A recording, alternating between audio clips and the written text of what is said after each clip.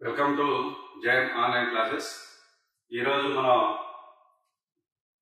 DSC అభ్యర్థులు GK ఏ విధంగా prepare అవ్వాలి, ఏ విధంగా ప్రిపేర్ అయితే మనం అత్యధికంగా జీకేలో స్కోర్ చేసేదానికి అవకాశం ఉంటుంది అనే విషయాల గురించి ఈరోజు వీడియోలో మనం తెలుసుకుంటాం. జీకేలో జనరల్గా మనకి దినోత్సవాల పైన ఒక ప్రశ్న అనేది రావడం జరుగుతుంది. దినోత్సవాలు, దీనిపైన ఖచ్చితంగా ప్రశ్న లేకుండా క్వశ్చన్ పేపర్ అనేది ఉండదు. ఏ కాంపిటేటివ్ ఎగ్జామ్ అయినా కానీ ఖచ్చితంగా దినోత్సవాల్లో ఒక ప్రశ్న ఖచ్చితంగా ఉండిపోతుంది. అయితే ఈ చాప్టరు ఈజీనే కదా మనం చదువుకోవడానికి అనేది అంటే అది చాలా తప్పండి. ఎందుకంటే ఈ చాప్టర్లో కూడా కన్ఫ్యూజన్ చేసేదానికి అవకాశాలు చాలా ఉన్నాయి. అవి ఏంటి అనే విషయాలు మనం ఈరోజు క్లాస్లో తెలుసుకుంటాం. అందులో ముఖ్యంగా ఈ మధ్య నేను ఆఫ్లైన్ క్లాసులు చెప్పేటప్పుడు పిల్లలకి గ్రాండ్ టెస్ట్లో ఒక క్వశ్చన్ ఇవ్వడం జరిగిందండి. అదేంటి అంటే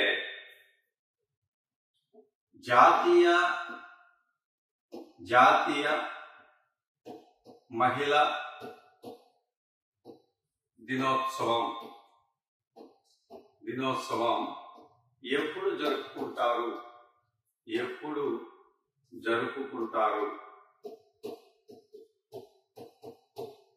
అనేటటువంటి ప్రశ్న ఇవ్వడం జరిగింది.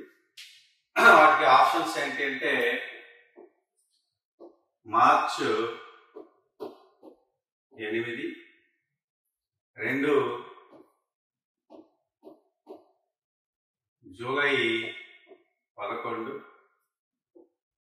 మూడవ ఆప్షన్ ఫిబ్రవరి 13, నాలుగవది ఫిబ్రవరి 28 అని ఇవ్వడం జరిగింది. ఫిబ్రవరి 13. సో ఈ క్వశ్చన్స్ అన్నిటినీ కూడా బాగా అబ్జర్వ్ చేసినట్లయితే చాలా మంది విద్యార్థులు మహిళా దినోత్సవం అనగానే మనకు బ్రెయిన్ లో ఫస్ట్ స్ట్రైక్ అయ్యేటటువంటి విషయం ఏంటంటే మార్చి 8 అనేటటువంటి విషయం మనకు బాగా స్ట్రైక్ అవుతుంది. సో ఈ మార్చి 8 అనేది అంతర్జాతీయ మహిళా దినోత్సవం అండి. మార్చి 8 అంతర్జాతీయ మహిళా దినోత్సవం. ఫిబ్రవరి 13 అనేది జాతీయ మహిళా దినోత్సవం.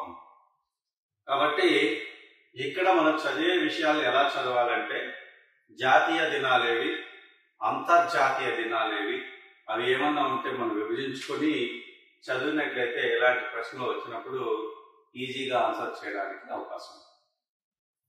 అందులో ముఖ్యంగా ఇక్కడ మనం 4 ఆప్షన్స్ ఇచ్చాం. మార్చి 8 ఏమో అంతర్జాతీయ మహిళా దినోత్సవం, జూలై 11 ఏమో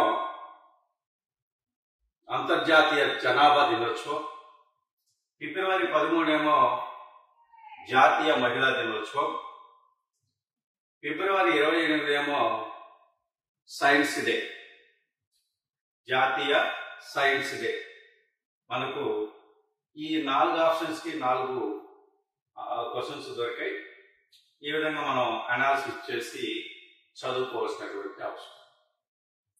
ఇదే కాకుండా ఈ జూలై 11న ఈ క్వశ్చన్ ఇచ్చినాడు అనుకున్నాం. జనాభా దినోత్సవాన్ని ఎప్పుడు జరుపుకుంటారంటే మనమేమో జూలై 11 అని ఈజీగా ఆన్సర్ చేయొచ్చు. అయితే ఎప్పటి నుంచి ఈ జనాభా దినోత్సవాన్ని జరుపుకుంటున్నాం అనే క్వశ్చన్ మనం రైట్ చేసినట్లయితే ఇది 1987 సంవత్సరం నుండి మనం అంతర్జాతీయ జనాభా దినోత్సవాన్ని జరుపుకుంటాం.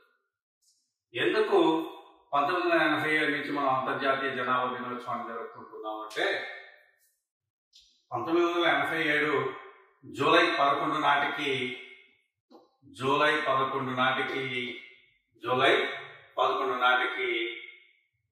మనకి ప్రపంచ జనాభా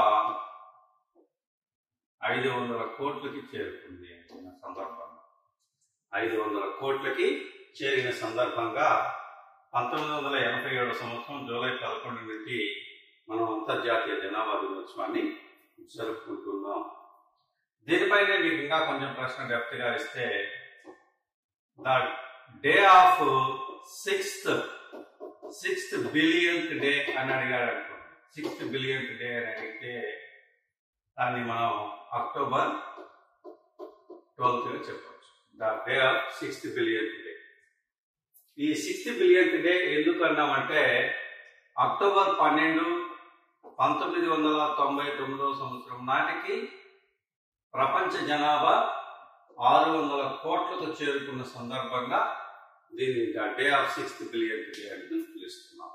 సో ఈ దినోత్సవం చదువుకునేటప్పుడు మనం చేయాల్సిన పని ఏంటి అంటే, ఆ దినోత్సవం అది ఎందుకు జరుపుకుంటున్నారు, ఏ కారణంగా జరుపుకుంటున్నారు, దాని యొక్క థీమ్ ఏంటి అనేటటువంటి విషయాలు కూడా మనం బాగా చదవాల్సి ఉంటుంది. ప్రశ్న కాంపిటేటివ్లో ఏ విధంగా అడిగేదానికి అవకాశం ఉంది. కాబట్టి మీరు ఈ విధంగా విశ్లేషణ ప్రకారం చదువుకున్నట్లయితే ఖచ్చితంగా మీరు ఒక ప్రశ్న ఆన్సర్ చేయడానికి అవకాశం ఉంది. అలాగే ఈ ఫిబ్రవరి 28 మనం సైన్స్ డే అని మనం చెప్పుకున్నాం. మీకు ఎగ్జామ్లో ఏమడిగాడంటే, మీరేమి ఇలా చదువుకొని వెళ్ళారండి, ఎగ్జామ్లో ఏమని అడిగాడంటే, సైన్స్ అండ్ టెక్నాలజీ డే ఏ రోజున జరుపుకుంటారు అని అడిగాడు. సైన్స్ అండ్ టెక్నాలజీ డే ఏ రోజున జరుపుకుంటారు అని అడిగాడు. ఇక్కడ ఆప్షన్స్ ఎలా ఇచ్చాడు అంటే, ఫిబ్రవరి 28 ఇచ్చాడు, రెండేమో డిసెంబరు 24 ఇచ్చాడు, మూడేమో మే 11 ఇచ్చాడు, నాలుగేమో జనవరి 24 ఇచ్చాడు. సో ఇలా ఇచ్చినప్పుడు సైన్స్ అండ్ టెక్నాలజీ డే ఎప్పుడు అని అడిగాడు. ఇక్కడ మనకు ఆప్షన్స్ లో ఫిబ్రవరి 28, డిసెంబర్ 24, మే 11, అలాగనే జనవరి 24 అనేటటువంటి అంశాలు మనకి ఇక్కడ కనపడుతున్నాయి. సో ఇలా చూసినట్లయితే మనకి దీని కరెక్ట్ ఆన్సర్ ఏదంటే, చాలా మంది ఫిబ్రవరి 28 అనుకుంటారు, అది science day. Science and technology day వచ్చి మే 11. ఇది ఈ దినాన్ని మనం 1971 నుంచి సైన్స్ అండ్ టెక్నాలజీ డేని జరుపుకుంటున్నాం. ఆ సంవత్సరమైన సైన్స్ అండ్ టెక్నాలజీ డిపార్ట్మెంట్ కూడా ఒక ప్రత్యేకంగా సైన్స్ ఇన్స్టిట్యూట్కి అది డిపార్ట్మెంట్ గా ఉందండి. సో ఇలా ప్రశ్నలు మీకు కన్ఫ్యూజ్ చేస్తారు కాబట్టి జాతీయ అంతర్జాతీయ దినోత్సవాల గురించి మీరు ఇక్కడ తెలుసుకోవాల్సినటువంటి అవసరం. తర్వాత ఇంకా ఇవి ఎలా కన్ఫ్యూజ్ చేస్తాడు ఇలాంటి విషయాలు అన్నట్లయితే మనం గమనించినట్లయితే, మనకు మీరు వినే ఉంటారు, అంతర్జాతీయ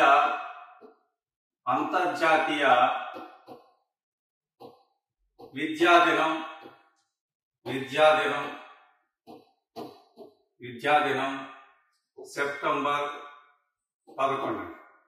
అదే జాతీయ విద్యాదినం నవంబర్ 11.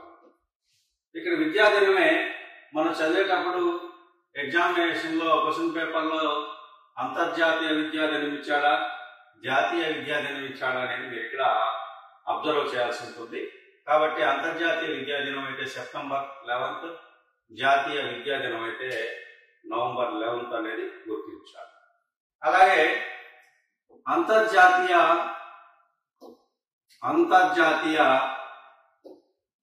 ఉపాధ్యాయ దినం అని అడిగాడు అనుకోండి. అంతర్జాతీయ ఉపాధ్యాయ దినం అక్టోబర్ 5 అండి. జాతీయ ఉపాధ్యాయ దినం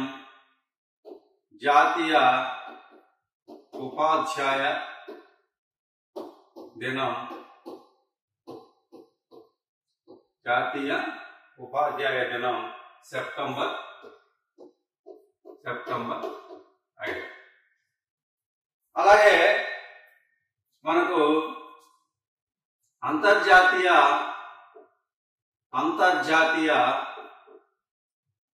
అంతర్జాతీయ వినియోగదారుల దినోత్సవం అని అడిగారంటే మార్చ్ 15. అదే జాతీయ వినియోగదారుల దినోత్సవం డిసెంబర్ 24. అలాగే ప్రపంచ తపాలా దినోత్సవం అక్టోబర్ 9. జాతీయ తపాలా దినోత్సవం అక్టోబర్.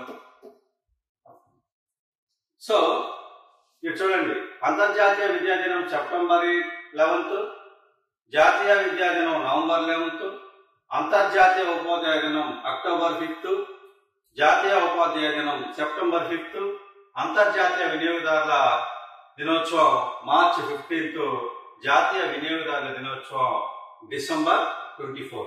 ఈ బిట్టు జాతీయ వినియోగదారుల దినోత్సవం అనేటటువంటి బిట్టు మీకు సోషల్ కానీ ఎడ్జిటి విద్యార్థులు కానీ స్కూల్ అసిస్టెంట్ సోషల్ విద్యార్థులు కానీ చదివినట్లయితే మీకు వివిధ మార్కెట్లు అనేటువంటి చాప్టర్లో వినియోగదారుల హక్కు చట్టం ఉందండి.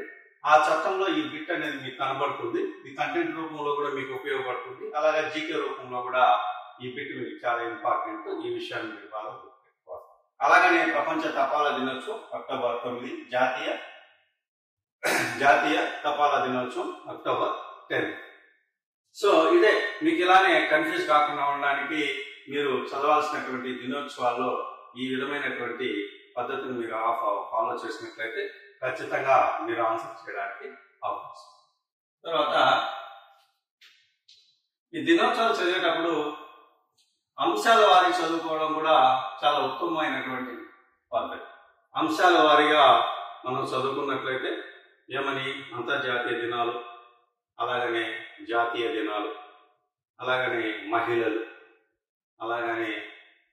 మహిళలు, పిల్లలు, అలాగనే మనకి సైన్స్ సంబంధించినటువంటి దినోత్సవాలు, ఆర్థికంగా సంబంధించినటువంటి దినోత్సవాలు, ఇలాంటివన్నీ కూడా మీరు డివైడ్ చేయాల్సినటువంటి అవసరం ఉంది. అలా డివైడ్ చేసినట్లయితే మీరు ఖచ్చితంగా ఈ దినోత్సవాల్లో ఒక ప్రశ్నని ఖచ్చితంగా క్రాక్ చేసేదానికి అవకాశాలు ఉన్నాయి. ఖచ్చితంగా ప్రతి పోటీ పరీక్షలోనూ ముఖ్యంగా డిఎస్సి అభ్యర్థులు అయితే ఖచ్చితంగా ఇందులో ప్రశ్న ఖచ్చితంగా ఉంటుంది. ఈ అంశాన్ని మీరు పూర్తి స్థాయిలో అందరూ కూడా చదవాల్సినటువంటి అవసరం ఉంది. సో ఈ జీకే టాపిక్స్ లో మీకు ఫ్యూచర్ క్లాసెస్ లో మీకు ఒక 40 to 50 టాపిక్స్ అనేటివి ఇందులో వస్తాయండి. ఈ 50 టాపిక్స్ కూడా ఎవ్రీడే ఒక టాపిక్ ని ఎలా చదవాలి, అయితే టాపిక్ చెప్పినట్లయితే ఆ టాపిక్ లో ఖచ్చితంగా ఒక ప్రశ్న మీకు ఆ క్లాస్ లో ఖచ్చితంగా రావాలి.